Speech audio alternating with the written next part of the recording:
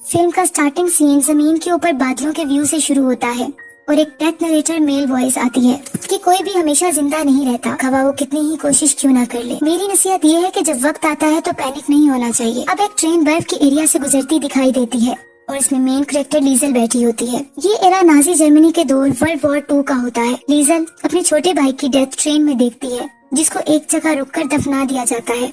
अब 1938 का time Germany में दिखाया जाता है और एक गाड़ी स्नो फील्ड से गुजरती दिखती है जिसमें लीजल बैठी होती है। एक्चुअली वो अपने न्यू पेरेंट्स जो कि फोस्टर पेरेंट्स होते हैं उधर जा रही होती है, जिसमें से मामा का नाम रोसा और पापा का नाम हैंस होता है। वो अपने घर पहुंच जाती है। नेक्स्ट मॉर्निंग हैंस एक म्यूजिकल इंस्ट्रूमेंट बजा रहा होता है और लीजल को डाउनस्टेयर्स आने पर इसे गुड मॉर्निंग बोलता है। रोसा लीजल को कहती है कि तुम्हें मुझे मामा कहना है जबकि हैंस को पापा कहना है।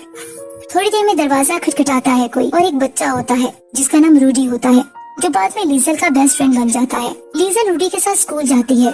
जब रूडी और लीजल स्कूल पहुंच जाते हैं और क्लासरूम में जाते हैं तो सब बच्चे खड़े होते हैं टीचर के सामने। टीचर लीजल से नाम पूछती है और इसको चौक देती है ताकि वो बोर्ड पर अपना नाम लिख सके। लीजल को लिखना और पढ़ना नहीं आता, इसलिए वो 3 क्रॉस लगा देती है बोर्ड पर जाकर, जहाँ से पता चलता है कि लीजल को लिखना नहीं आता।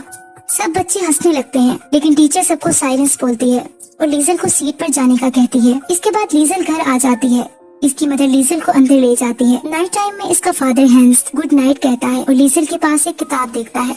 हैंस कहता है कि यह रियलिटी में तुम्हारी है। लीजल कहती है ये किताब हमेशा से मेरी है, ये मेरे भाई की है। फिर वो पूछता है तुम जानती हो कि इसमें क्या लिखा है, जिस पर लीजल नो कहती है क्योंकि इसे पढ़ना नहीं आता। हैंस कहता है कि मैं अच्छा रीडर नहीं हूँ। फिर भी शुरू करते हैं, फिर वो किताब पढ़ते हैं। नेक्स्ट मॉर्निंग लीजल स्कूल में सब बच्चों के साथ यूनिफॉर्म पहने एक सॉन्ग सिंग कर रही होती है जिसमें जर्मनी के लोगों की बात होती है। इसी दौरान नवंबर 1938 का टाइम दिखाया जाता है जहां मार्केट में आर्मी शीशों को तोड़ रहे होते हैं और लोगों पर बिटर वायलेंस दिखा रहे होते हैं। हर जगह स्ट्रीट में पेजेस बिखरे होते हैं। अब एक जगह के और एक घर का दरवाजा कोई खटखटाता है और एक नया किरदार इंट्रोड्यूस होता है जिसका नाम मैक्स होता है। वो ज्यू होता है यानी यहूदी होता है। वहाँ से वो सोल्जर से बचकर निकल जाता है। फिर दोबारा लीजल का घर दिखाया जाता है जहाँ लीजल का फादर हैंस इसको रीड करना सिखा रहा होता है और ये भी कहता है कि अगर मैं मर गया तो मुझे यकीन दिलाओ कि वो मुझे सही दफनाएंगे और मुझसे प्रॉमिस करो। फिर हैंस इससे बुक ले लेता है और कहता है कि मेरे साथ आओ, तुम्हारे लिए एक सरप्राइज है। वो लीजल को बेसमेंट में ले जाता है जहाँ दीवारों पर अल्फाबेट्स और वर्ड्स लिखे होते हैं। वो बताता है कि ये डिक्शनरी है और उसको चौक देता है और उसको कहता है कि तुम इन अल्फाज को यहाँ लिख सकती हो। लीजल बहुत खुश हो जाती है क्योंकि इसे पढ़ने लिखने का शौक होता है। लीजल थैंक यू पापा बोलती है।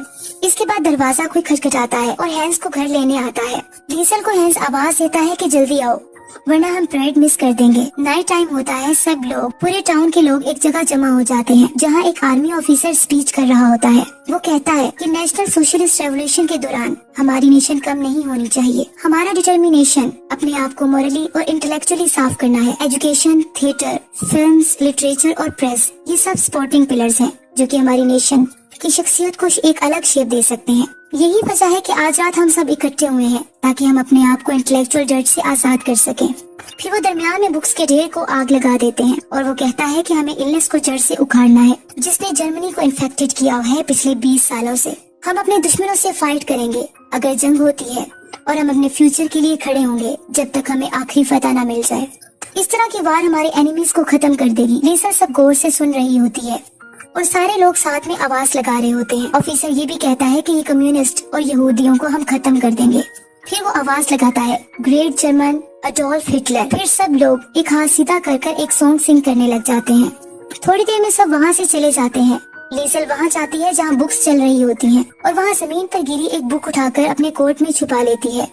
हैंस वहाँ आ जाता है और कहता है कि मैंने तुम्हें मुझसे चर्च में मिलने को कहा था। लीजल सॉरी पापा बोलती है। हर जगह बुक्स के पेजेस बिखरे होते हैं। फिर लीजल को कफ होने लगती है क्योंकि हल्की जली हुई बुक इसके कोट में होती है। हैंस को पता चल जाता है लेकिन वो कुछ नहीं कहता, बस ये कहता है कि हम इसको सीक्रेट रखेंगे और इसको दूसरी किताबों की तरह बेसमेंट में जाकर रीड करेंगे। लीजल बहुत खुश हो जाती है और पूछती है कि क्या मेरी रियल मामा कम्युनिस्ट थी? क्या हिटलर ने मेरी मामा को मुझसे दूर कर दिया है? और फिर कहती है मुझे नफरत है हिटलर से। हैंस कहता है ये किसी के सामने नहीं कहना। घर आकर लीजल उस किताब का नाम पढ़ती है, the invisible man by H.G. Wells. फिर अचानक से कोई दरवाजा खटखटाता है। हकीकत में वो वही किरदार मैक्स होता है जो कि एक ज्यूइश फर्स्ट फाइटर होता है। वो घबराया हुआ आता है और मदद मांगता है और रोजा और हैंस इसको अपस्टेयर्स भेज देते हैं। हैंस लीसल को बताता है कि मैक्स का फादर वार में इसके सामने मरा था और इसके फादर ने मेरे लिए अपनी जिंदगी दी थी और मैं इसकी फैमिली का एहसानमंद हूँ। फिर वो इसे कहता है लीसल को कि मुझे अपने अल्फाज दो कि तुम ये किसी को हमारे विजिटर्स का नहीं बताओगी और अपनी रूह को भी नहीं। लीसल वादा करती है कि वो किसी को नहीं बताएगी और फिर नेक्स्ट मॉर्निंग स्कूल चली जाती है। स्कूल ऑफ होने पर लीसल रूडी के साथ भागती है और जल्दी से अपने घर आ जाती है। फिर रात को जब जोश मैक्स सोया होता है तो इसके हाथ में एक बुक होती है। वो इसके हाथों से बुक लेने लगती है कि मैक्स की आंख खुल जाती है और वो कहता है कि तुम क्यूरियस गर्ल हो। वो बुक इसे वापस कर देती है और पूछती है ये किताब किसके बारे में है। तो मैक्स कहता है ये हिटलर के बारे में है। फिर लीसल पूछती है क्या तुम हिटलर से छुप रहे हो, क्या तुम कम्युनिस्ट हो, क्या इन्होंने तुम्हारी माँ को ले लिया है। इस पर मैक्स कहता है कि नहीं, मैं यहूदी हूँ। नेक्स्ट मॉर्निंग रोजा लीसल के पास आती है और कहती है कि तुम्हारे लिए एक काम है। उसको लॉन्ड्री के कुछ कपड़े देती है और एक घर जाने का बोलती है। कुछ ही देर में वो रूडी के साथ उस घर में पहुंच जाती है जहाँ एक ओल्ड लेडी इल्सा होती है जो कि इसको अंदर बुला लेती है और इसको अपनी लाइब्रेरी में ले जाती है क्योंकि शायद वो जान जाती है कि लीसल को लिखने पढ़ने का शौक है।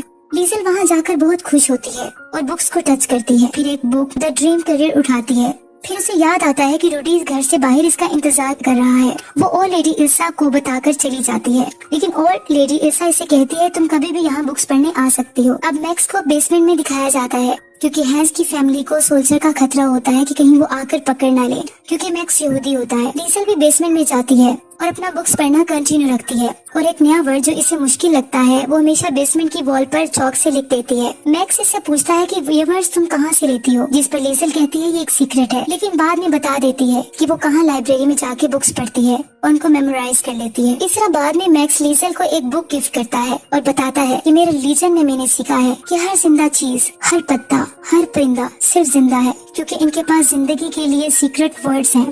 हम में और क्ले में फर्क सिर्फ वर्ड्स का है, अल्फाज जिंदगी होते हैं। फिर आहिस्ता आहिस्ता बहुत सर्दी बढ़ जाती है। स्नो फॉलिंग की वजह से मैक्स बीमार हो जाता है और बेसमेंट में सर्दी से रहने की वजह से अब लीसल को लगता है कि मैक्स मर जाएगा। वो अपने डेड ब्रदर की पिक इस पर रख देती है और हमेशा की तरह इसके पास बैठकर बुक्स पढ़ती है। The invisible man by H.G. Wells. एक स्ट्रेंजर एक सर्दियों के दिन फेब में बहुत ही तेज हवा और बर्फबारी में यहाँ आया। कोई इसके बारे में नहीं जान सकेगा जब तक कि वो मर ना जाए। इसके बाद लीजल उसी ओल्ड लेडी इल्सा के घर चुपके से विंडो के जरिए लाइब्रेरी में जाती है और एक बुक को चुरा लेती है क्योंकि इल्सा का हस्बैंड लॉन्ड्री लाने से मना कर देता है। और इस तरह वक्त गुजरने के साथ साथ वो एक एक करके बुक चुराती रहती है लाइब्रेरी में चुपके से और रूडी भी इस बात को जान लेता है, लेकिन वो ये कहती है कि मैंने सिर्फ बोरो की है। इसके बाद लीजल रूडी को मैक्स के बारे में भी बता देती है। अब बहुत सारे सोल्जर्स बार बार इसी एरिया में चेकिंग के लिए आते रहते हैं कि कोई कम्युनिस्ट या यहूदी तो यहाँ नहीं रह रहा। लीजल की फैमिली अलर्ट रहती है। दोबारा सोल्जर का रेड होता है। पूरे एरिया के लोग अपने बैग्स को नाइट टाइम में घरों से बाहर ले जाते हैं और एक तरफ मूव करते हैं।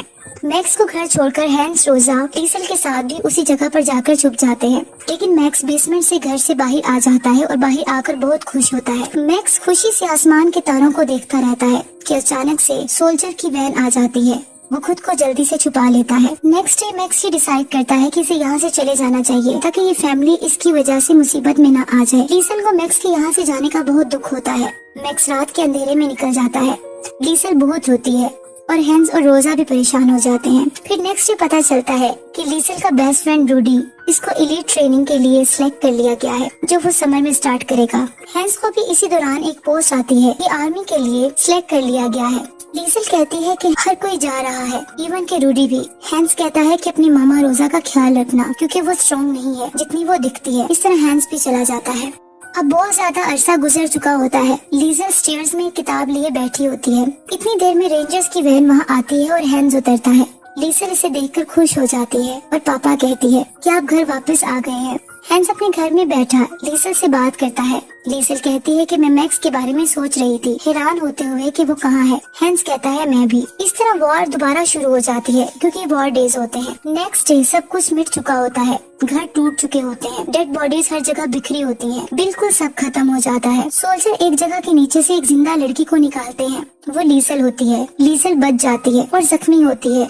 वो बाहर आते ही पापा मामा कहती है, लेकिन इसकी फैमिली की डेथ हो चुकी होती है। रोजा, हैंस और रूडी सब मर चुके होते हैं। इस तरह लीजल बेहोश हो जाती है। जब लीजल को होश आता है तो वहाँ ब्रिक्स के नीचे एक किताब मिलती है और इसी दौरान वो ओल्ड लेडी इल्सा जिसके घर लीजल बुक्स चुराने जाती थी अपनी गाड़ी में वहाँ आ जाती है। लीजल भागकर उस लेडी के गले लग जाती है। फिर आफ्टर 2 years का टाइम दिखाया जाता है। इल्सा एक टेलर की शॉप पर काम करती दिखाई देती है। जो कि रूडी का फादर होता है। और इस तरह फिर वो देखती है कि दरवाजे पर मैक्स आ गया है और वो उसे देखकर बहुत खुश होती है और जाकर उसे मिलती है। अब दिखाया जाता है कि ये 1945 का टाइम होता है और यूनाइटेड स्टेट्स के ट्रूप्स ने जर्मनी पर कब्जा कर लिया होता है। अब कहानी अपनी एंडिंग पर पहुंच रही होती है। अब दिखाया जाता है कि क्लाउड्स का वही व्यू जो कि बिल्कुल ओपनिंग सीन में दिखाया गया था। फिर डेथ नरेटर मेल वॉइस में उसकी आवाज आती है कि मैंने बहुत अजीम चीजें देखी, मैंने सारी दुनिया की बदतरीन तबाही को भी अटेंड किया है, मैंने बहुत से अजीम वंडर्स भी देखे हैं, लेकिन मैं यही कहूँगा कि कोई हमेशा के लिए जिंदा नहीं रहता। अब मैं आखिरकार लीजल के पास आया। मैंने खुद गर्जी वाली खुशी महसूस की क्योंकि इस 90 इयर्स में वो बहुत समझदार जिंदगी गुजार चुकी थी। इसकी कहानियों ने बहुत सी रूहों को छू लिया। मैक्स की दोस्ती इतनी लंबी रही जितनी की लीजल की आखिरी सोचों में इसने बहुत सारी जिंदगियों को देखा जो इसके साथ मिल गई थी, जैसा कि उसके 3 बच्चे और उसका ग्रैंड चिल्ड्रन, और इस तरह हैन, रोजा और रूडी भी। लेकिन आखिर में कोई अल्फाज नहीं थे, सिर्फ सुकून था।